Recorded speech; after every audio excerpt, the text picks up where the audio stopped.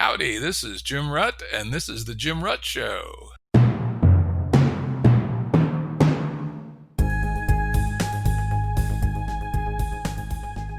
This is a Currents episode. Currents are shorter and less heavily produced than our full-length episodes and generally focus on a single topic. As always, links to books, articles, and organizations mentioned are available on the episode page at jimruttshow.com. That's jimruttshow.com. On today's Currents episode, our guest is Steve LeVine. Steve is editor-at-large at Medium, writing on the impact of technology, science, economics, and demography on jobs, society, politics, and geopolitics. Prior to Medium, he was editor for the future at Axios. Steve is also a senior fellow from the Atlantic Council's Foresight, Strategy and Risks Initiative, and is an adjunct professor at Georgetown University, where he teaches energy security in the graduate level security studies program. Steve's also been on the show before, where we did a really excellent episode about battery technologies. If you're interested in climate change and renewable energy, check that episode out. Yeah, Jim Rutt Show, Steve LeVine. You'll find it. Today's Currents episode is based on a Medium post, which I happened to catch, titled "Remote Working is Killing the Hidden $1 trillion Office Economy." Steve, welcome. Hey, Jim. Tell me what you were trying to get at with that essay. So this is something that it's a big thing that's hiding in plain sight. And that's that we know, of course, that very few of us are going to work.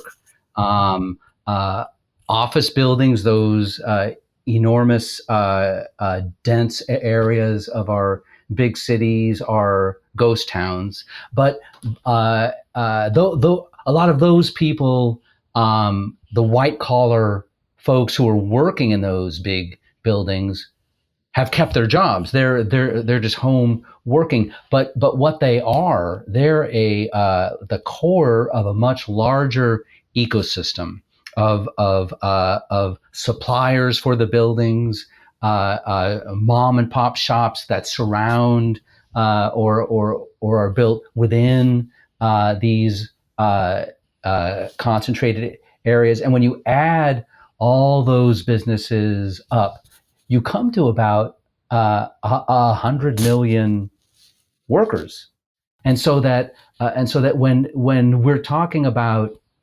remote, perhaps the permanence of remote work, or the semi-permanence, or only half of us going back, we're talking about a tremendous blow to a very, very large part of the U.S. economy.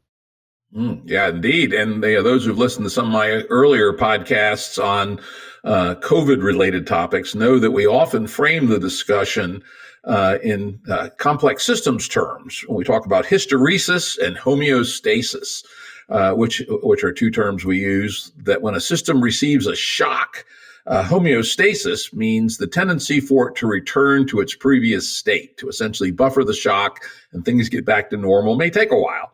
Hysteresis, on the other hand, is a term originally from physics, that when a shock to a complex system is of sufficient magnitude, it never comes back.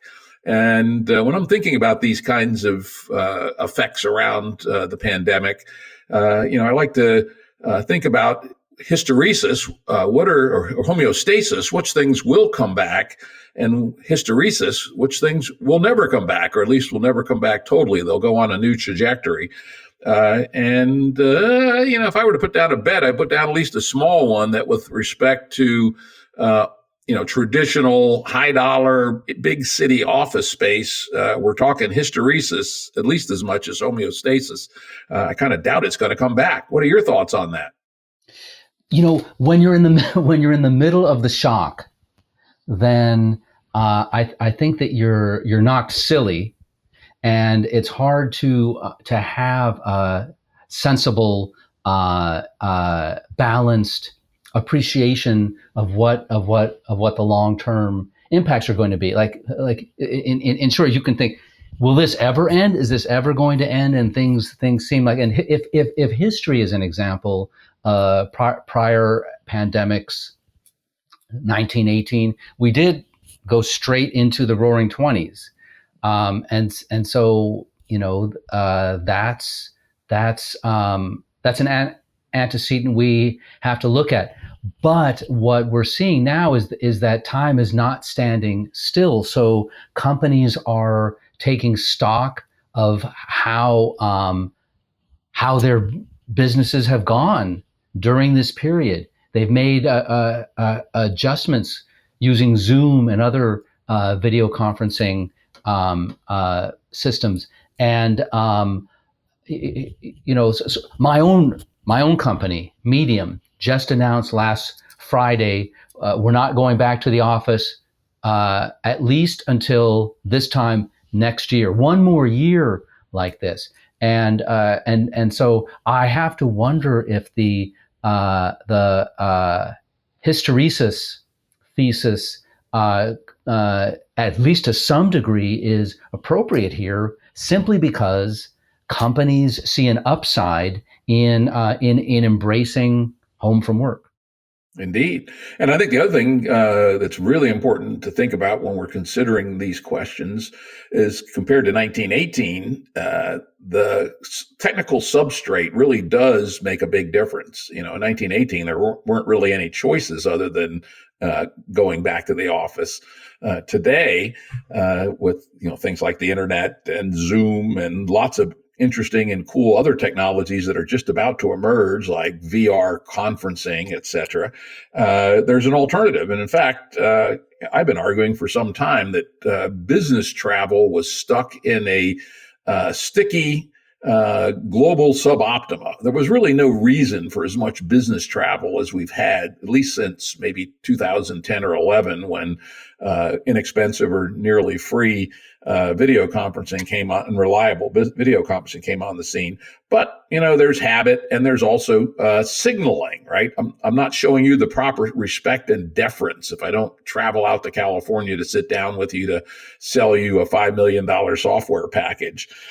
When the shock to the system comes, it gave an excuse for people to get out of that suboptima, where instead of spending 3 days and $2,000 to make 2 sales calls, one could make 20 sales calls in the same amount of time.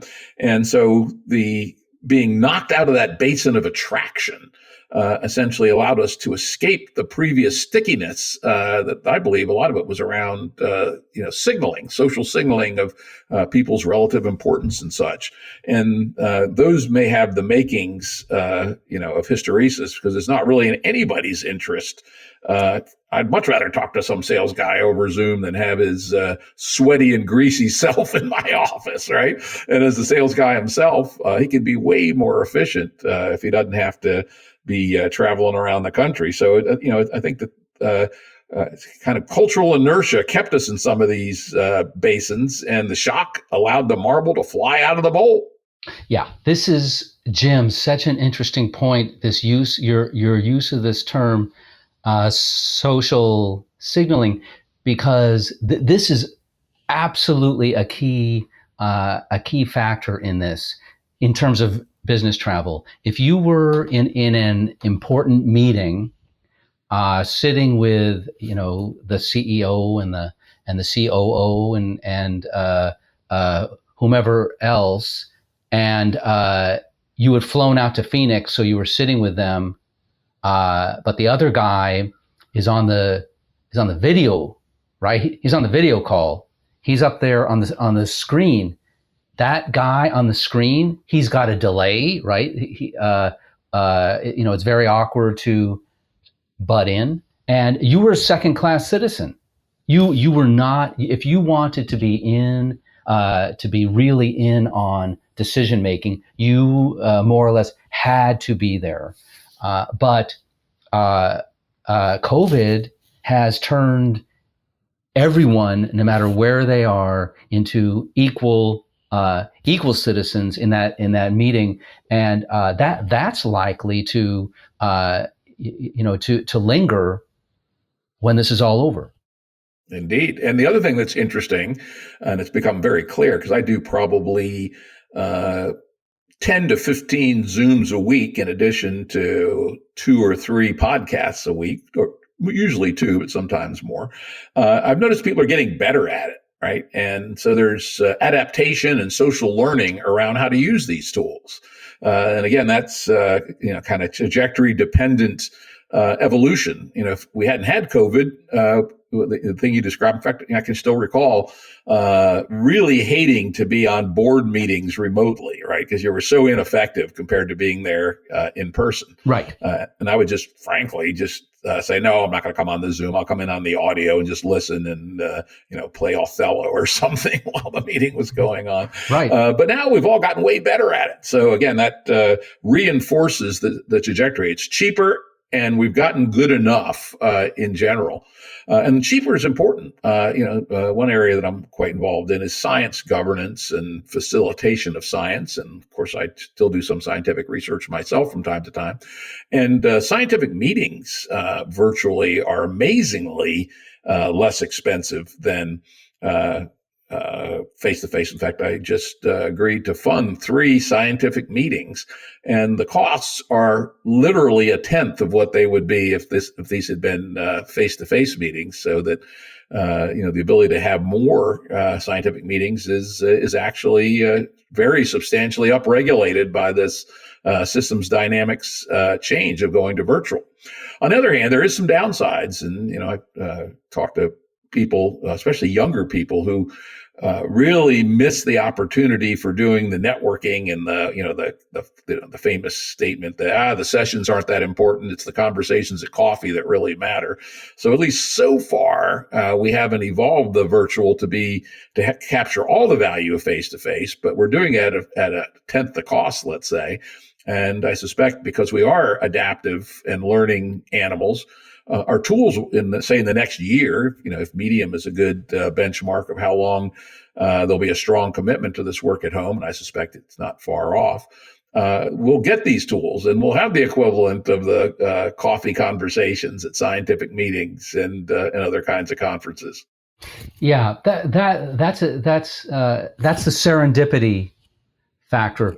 So a counterfactual on this would be Facebook is snapping up real estate, in Silicon Valley, but around the country. It's cheap now, with folks going out of business and so on. Why are they doing that? Why Facebook has announced that by 2030, it expects only half of its workforce to have returned to the office.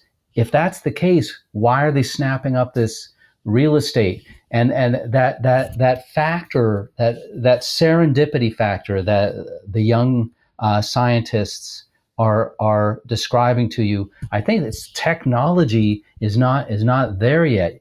I get emails and pings from technologists with some frequency claiming that they've solved for serendipity. Take a look at my technology, but no one thinks so. I mean, the folks who are actually using it don't think that it's the same thing as bumping it. Creating a virtual room at a conference where you can enter it and everyone else is in there. It seems like it should be serendipitous, but somehow when you're in there, it doesn't meet the same bar. And maybe because you don't have a beer in your hand while you're there, I'm not sure. Yeah, I think you're right. I mean, I've looked at some of these too. People are always pitching me on these things, and I've yet to see one that actually does it for me. However, I am seeing improvement. Some of the stuff originally was just laughable, but I'd say it's now within striking distance. And the area I'm most interested in is VR conferencing. That could do it. Mm-hmm. And I've heard, for instance, that the VR version of what's that damn thing they do out in the desert? Burning Man. is Right. apparently quite impressive. I've heard this from multiple people. I haven't had the chance to, or didn't get the chance to engage with it. But that's just the kind of cutting edge thing where there'll be some cultural learning, and we might get some serendipity out the other side. That will be something very interesting to watch over the next year. Let's pivot now to the real estate market. I had not heard that Facebook was buying up real estate. It seems to me I wouldn't be doing it unless the prices were really cheap, but which they might be. And, buying assets at distress is seldom a bad idea. But before our call, I did a little research, and the number that I found is that the value last year, i.e., before the pandemic, of all the office space in the United States was $2.5 trillion. That's a damn big part of the economy, right? Right. And if you assumed a possible contraction of maybe 50% in the value, which doesn't strike me as crazy, because remember, in market capitalism, everything happens at the margin, right? And marginal changes way less than 50% can produce a 50% decline in value. Yes. Just think of the fact that the stock market goes down 50% from time to time. And that's probably only a 10% change in aggregate demand for stocks. Anyway, a 50% contraction in the office market asset value would be a bigger shock to the financial system than the mortgage crisis of 2007, 2008. And which triggered the Great Recession. So it's worth thinking about the fact that there's going to be some potential financial follow-on, if indeed there is a long-term or even a short-term diminution in the value of office space as an asset class. Yeah, I totally agree that. So you're in a situation where already, if companies are in distress, and not just companies, because when we're talking about the office economy, we're also talking about retail, restaurants, shops like Shoe Shine, dry cleaners, the cleaners, the list of occupations that are reliant on that office economy is very, very long. And the part of it that's just the white collar workers is not the majority. And so it's when you talk about the office, if they're in distress and they can't pay their mortgage, then the guy who owns that office building, he's got to pay off the bank too. And so yes, you have a potential gut punch to commercial real estate and to banking. Yep. This is a very worrying situation economically, and underappreciated the scale of it. Exactly. And in fact, the trend over the last 10 years, 20 years, has been for most companies to sell their office buildings and then lease them back, right? And so the purchasers have been financial purchasers, typically pretty highly leveraged, 80, 90% debt finance. And so if you see a 40, 50% decline in asset value, the banks are going to have to call the loans.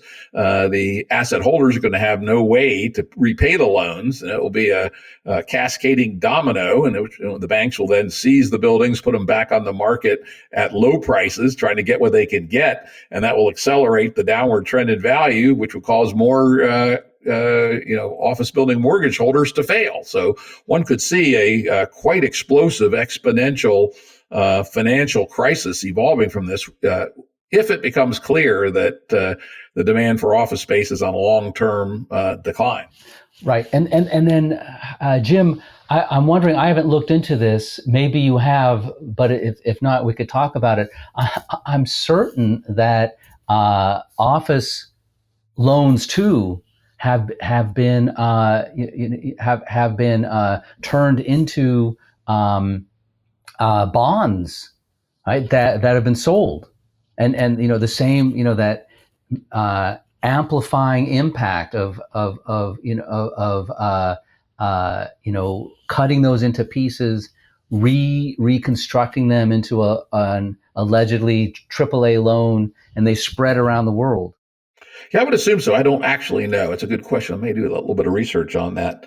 Let's move on to another related topic. I was talking to a economics professor out at Stanford a couple weeks ago, and he was confirming what I'd heard anecdotally, that there is a very sudden, very substantial exodus of people from the big cities. San Francisco, New York, LA for sure, and probably a bunch of others. And this could be an even greater phase transition than the retreat from A-class downtown office buildings and Silicon Valley. If people just move out of the cities entirely and move back to where maybe life is better and a hell of a lot cheaper. Yeah. This is now, Jim, this can go both ways, right? So yes, you do end up, and we are seeing that that folks who could barely afford to live in San Francisco, in New York, are finding, because of COVID, that they can leave, or they have to leave. Right? They aren't employed anymore, and that's caused rents to drop. The last time I looked, which was a month ago, New York rents had dropped by 6%. That's right. It doesn't sound like much, but it's a lot, right, for a place like New York. And so yes, you do get this exodus. But the other side of that is, and I hope that I'm not upstaging a section you wanted to lead to, and if so, just tell me and we can pause and then talk about it later. But you can end up, the cost structure drops one or two levels, and then suddenly it's affordable for a new class of people, and you rejuvenate these cities at a stepped lower cost of living. Yep, and that certainly will happen. Nothing is linear. Everything is nonlinear systems with feedback loops. So certainly, let's say, because rents have been going down in New York for several years, which is interesting. They've been going down, 5 or 6% for several at the high end, especially the $3,000 one bedrooms and what have you. They've been coming down for a while, interestingly, and 6% is probably only a little faster than they were coming down. But you're right, yeah, certainly there's going to be then an opening up of opportunity, and one of the things that's New York in particular is horrendous for restaurateurs because the rents are so damn high. If commercial real estate rents fall on their ass, it'll actually open up a lot of opportunity for restaurants that couldn't have existed. So it's never just one part of the effect. There's always a feedback loop. On the other hand, if we talk about hysteresis and homeostasis, people, again, lived in New York, or lived in San Francisco or Silicon Valley, LA, because they felt they had to, I suspect, an awful lot of them, to pursue their careers. And again, as just like business travel, it's actually been technically feasible to do a lot of work living in a much lower cost and probably better quality of life place for quite a while, at least 10 years. But the pandemic actually gave people the opportunity to do it, to try it. And the bosses wouldn't hold it against them. And I think it's at least arguable that people will find that living in a rural area or a small city, or even a medium-sized city, like Pittsburgh, it's a very livable place, very high quality of life, but the cost of real estate's about what is it? Maybe a fifth of what it is in New York or San Francisco. This might be a permanent change. It may well be that people, particularly young people, who are the ones most beaten to shit in the big cities because they don't have the economic means. 4 of them living in a 1-bedroom apartment. They may no longer do that anymore. It may well make more sense to live in a medium-sized city or even a small city and make your living remotely. That'll be very interesting if that happens. Yeah. So you've gotten me thinking about what happened in the Black Death. After the Black Death, the other big pandemic, and it in the 14th and the 15th century, one of the things it did was lead to the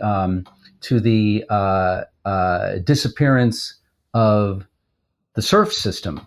and that whole class divide that kept so much of the European population down, and with and all the things we know about that, because tragically a third or a half of Europe's population died. Then suddenly labor was at a premium, and so the survivors could demand, and did demand, much higher wages over decades and decades. Of course, the immediate survivors didn't, they didn't achieve any upside, and that's what happens this time, is that the folks who lose their jobs, the folks who lose their businesses, they're not the ones who are going to benefit from a next positive stage.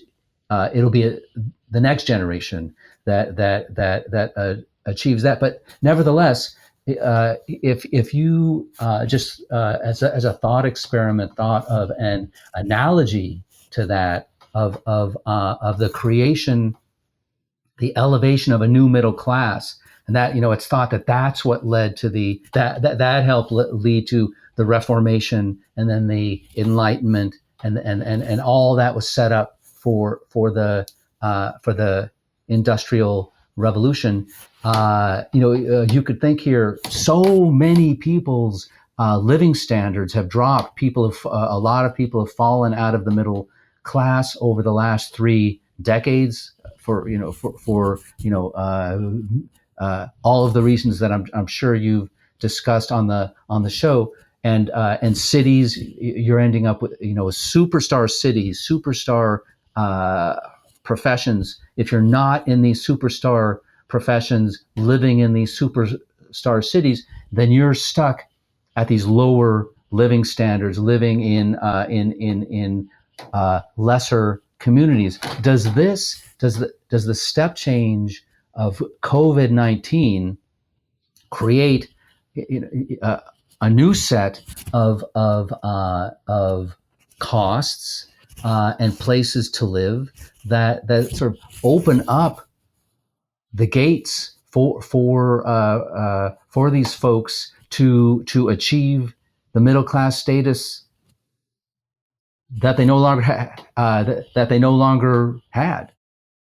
think the answer to that is probably yes. In fact, in our GameB movement, which is a political social change, not really political, but social change movement that I've been involved with since the beginning, that's one of our visions, is that, we were actually working on it long before COVID, but that a better way to live for a lot of people, particularly those not in the star occupations, it's a good way to describe them, would be to live in rural areas or outside small cities where land is inexpensive, but quality of life is good. Kind of on the model of the Israeli kibbutz. I've done a fair amount of research on the kibbutz. In fact, had a scholar of the kibbutz on the podcast recently. And we're actually starting to sketch out some of these settlements, which we call proto-Bs. There's another version called Civium, also part of the GameB movement. And the idea is they would be designed to provide a really good quality of living for young couples with children making maybe $70,000 a year between them. So, that's $70,000 a year, say where I live in the Shenandoah Valley of Virginia, you're basically talking about an assistant manager at Wendy's and a guy that works in a warehouse for Walmart. That would bring you up to about $70,000 a year.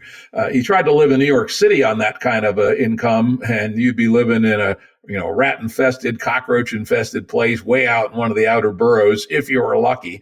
Under our plan, you could have your own house with a lot of shared infrastructure, extremely good quality of life, an excellent charter school system associated with the community, built-in daycare, etc., which you could never possibly afford in anywhere near any of the big cities.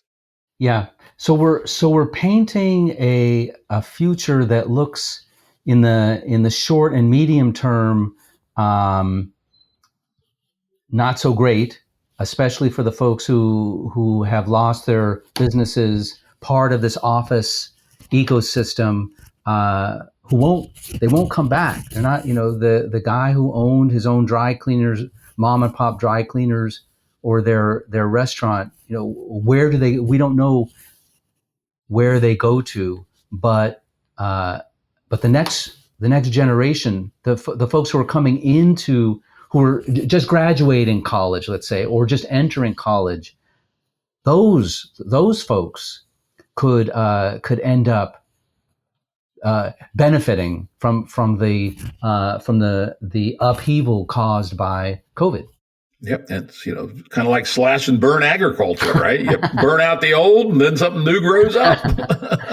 and the other thing that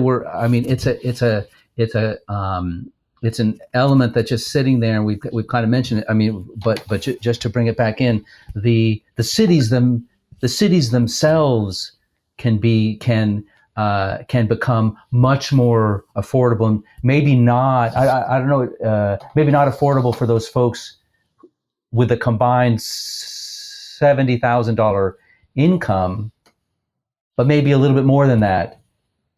They can, if they're young, they can move back. They can move back to the city.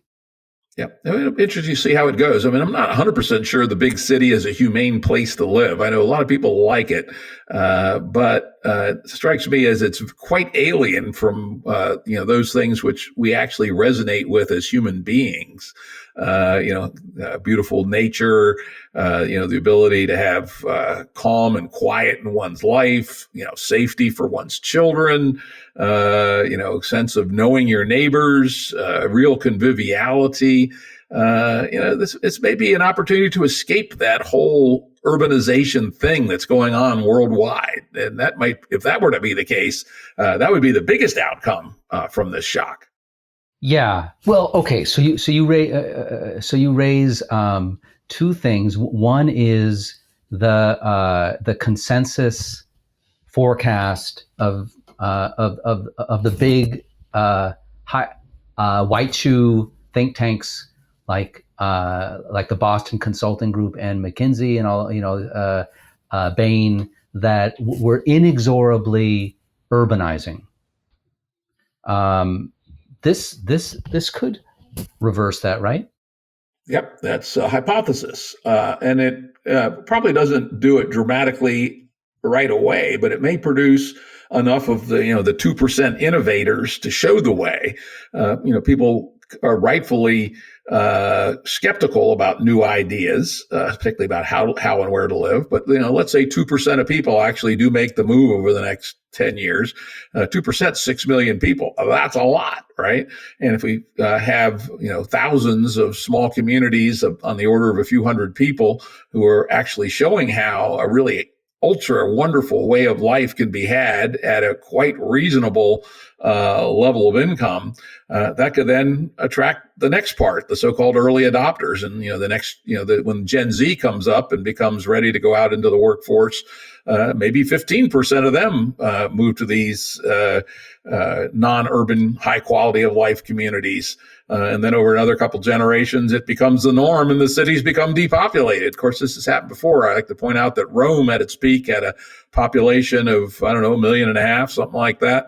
By 800 AD, the population of Rome, what was it? 15,000. Oh my God. 15,000. So we have seen the decline of cities in the past, and who knows, maybe this is the beginning of it. It won't happen overnight. It's going to be the work of generations. But truthfully, my view is that we'd be happier not living in these giant urban monsters that kind of squeeze the humanity out of us. When I think of New York, and I go to New York, used to go to New York fairly regularly, the thing that always strikes me in my mind as sort of unhuman is when you're riding the subway, everyone's looking down at their shoes and not interacting with each other and intentionally shutting each other off. It's just like a weird way to live. Yeah, but yes, this and that Rome example is so dramatic. Urbanists argue for your homeostasis thesis on cities, though. They say cities have forever been forecast for death, but they bounce back. And Rome did eventually bounce back. I don't know what year did it come back to its prior level. I guess it must have taken hundreds of years. Yeah, I got a graph somewhere with that on it. One of the presentations that I do, I don't have it accessible at my fingertips. And you were right. The two of the scholars associated with our Santa Fe Institute, Jeffrey West and Luis Betancourt, have done a lot of work on cities, and they point out that cities last way longer than companies or even countries, right? Damascus, Syria has been around for something like 7,000 years through, one empire after the other, one conqueror after the other, and Damascus is still there. So there's something about the form of cities, which are very good for longevity, but from time to time they do disappear. And, again, the other thing to keep in mind is that we talked about at the very beginning is that the network substrate may change everything. Prior to inexpensive, high quality ability to interact via the network, there really wasn't a reasonable alternative to the cities for certain kinds of human collaboration. That may no longer be true. Yeah, that is right. So in 1347, there was no Zoom. As far as we know. As far as we know. But it's interesting. It's interesting. It's an interesting point. But just from a policy perspective, we're going to have, if policymakers need to think about the potential impact to the cities. I mean, to smaller places, that's a positive impact. You don't have to do anything except perhaps, pave the roads and bring in more internet. But for the cities, the impact, not just, it doesn't matter if you're a red state guy, and why should we do anything for the blue state guys or the blue city guys? It's at a scale that's the economy. It's the U.S. economy. It's 100 million people who are in that city economy. Everyone is going to be hurt. Yeah, and this transition is going to be painful for an awful lot of human beings, and we also need to consider the fact there could be some very adverse political, social impacts from the short-term negative shock. I look back ominously at 1922 to 1933 in Germany, right, where the middle class was first decimated by hyperinflation, which wiped out most of their savings, and then the Great Depression. A lot of people lost their jobs, and as you said, they just knocked out of the middle class or even out of the upper working class. And when such things occur, people are willing to try what, in retrospect, we can see is just crazy ass shit. And, we're starting to see it. Both the left and the right in the United States are, out in the streets killing each other at low numbers so far, but that could accelerate at any time. So I suspect that, this more extreme absolutist politics that we're seeing on both flanks may actually be accelerated by the people who are being knocked out of the middle class or even the upper working class. Yeah, I love this this formulation, the sort of standard that you've established for the possibility of where we could go on the extremes, and it would be called the crazy ass shit metric. Yes, exactly. And I think 1 to 10 or 1 to 100. Where are you on this scale? It's fun. There's a group of us that meet weekly to discuss this, and some of the top, I won't name their names, some names you would know. And our current thinking is that we're about a 10 out of 100, but could well be close to a cusp where it goes to 80 out of 100, which basically means civil war or an authoritarian crackdown. And we're probably only one wrong event away from a phase change from 10 out of 100 crazy shit to 70 or 80 out of 100 crazy shit. And the fact that people on both sides are so amped up, so living in bubble chambers where they interpret the world through a lens of radical ideology, and where any, a random happenstance event could be amplified and produce this phase change is, I think, what we're really concerned about. And the coming election could provide that opportunity. A single or very small group that creates some outrage. Imagine the alt-right sets off a car bomb in the middle of a Black Lives Matter demonstration. Well within the capability of five guys who are former military people. What would that do in terms of a inflection point? Or suppose on the other side, the demonstrators in Portland actually burned down the house of the chief of police, and the police respond with a police riot. What would that do to inflame the situation?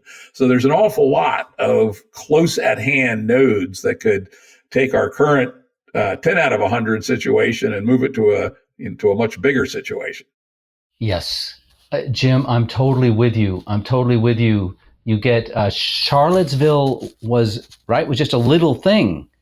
In a relatively small group, but the butterfly effect, the impact of this, it's remained with us. And then I'm thinking about the other day there was a report. It was just in the last 2 or 3 days there was a report in the New York Times in Portland of protesters going into protesters going into white neighborhoods and demanding that people make a show of support for that cause, and then running across, encountering a house where there was an American flag, and making a big noise in front of this person's house, and then quoted again. This is the Times. This is not crazy media.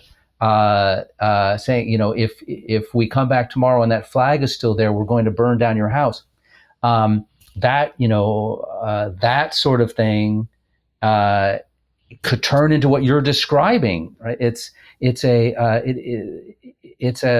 such a volatile time, and I guess we've kind of gone off we've kind of diverged, but if people were employed, maybe it's not disconnected. If people were employed, and there weren't COVID, maybe we wouldn't have a lot of this stuff in the streets right now. Yeah, and that was exactly my point, which is that as people start having reason to have alliance with the status quo, i.e., they have a decent job, they can pay their rent, et cetera, then this kind of stuff gets. It's happened before and it peters out over time. But to the degree people are kicked out of the middle class and don't really see an alternative, then the extremes of the right and the left start to make sense, right? Yes. And I think that was really my point. Yes. So I think that, hopefully we can de-escalate from this craziness, but we may not be able to. And probably all of us individually should try to not get sucked into the vortex of the left or the extreme. I call them, by the way, I have a new name for them, the infrareds and the ultraviolets. Right? We have the red and the blue, and if you go on the spectrum beyond red and blue, you get infrared on the red side and ultraviolet on the blue side. So try not to get sucked into the vortex of the infrareds or the ultraviolets. Yeah, just to throw another wild card in there, a poll yesterday or the day before, how many Americans, regardless of ideology, are prepared to take the first generation of vaccine that comes out? Less than 50%, whether you're Democrat or Republican. Yeah, this is the erosion of our sense-making capability due to social media and its unintended consequences. You know how many Americans have died from the side effects of vaccines since 1950? I do not. 100. Oh my God. It's 100. And most of those were one bad case of the swine flu vaccine. Vaccines are remarkably safe. This is insanity, essentially, this anti-vaxxer thing. If it wasn't for the fact that we were, connected via a network of contagion, I'd say, Hail Mary, fellows, let Darwinism work its magic, right? But unfortunately, when people don't take vaccines, it puts us all at risk. So people, don't be idiots when the vaccines are out. Make sure you do your due diligence. I'm not sure I'd use these Russian and Chinese vaccines, which are already out without adequate testing. But if they've gone through the, full 3 stages, no shortcuts of the FDA vaccine process, it would seem to me nutso, not to take the vaccine. Yes, I agree. And just to close the loop on that, all the things we're describing are the outcome, the outflow of COVID, right? If we can get this under control, even short of a vaccine, right? Just get control of our health system, that would resolve a lot of this. It would certainly help. It would not be gasoline on the fire. I do believe the country was going nuts before COVID, but COVID has been gasoline poured on the fire. Yeah. I think with that note, I think we're going to wrap it up. We've kind of reached our 45-minute time window for a current episode. I really want to thank you, Steve, for an extraordinarily interesting conversation. Jim, it was so great, and let's do it again. And we covered so many topics, but last time we talked about batteries. Batteries are back on the radar screen with Elon Musk. We should return to that sometime. Sounds good. Production services and audio editing by Jared Janes Consulting. Music by Tom Muller at modernspacemusic.com.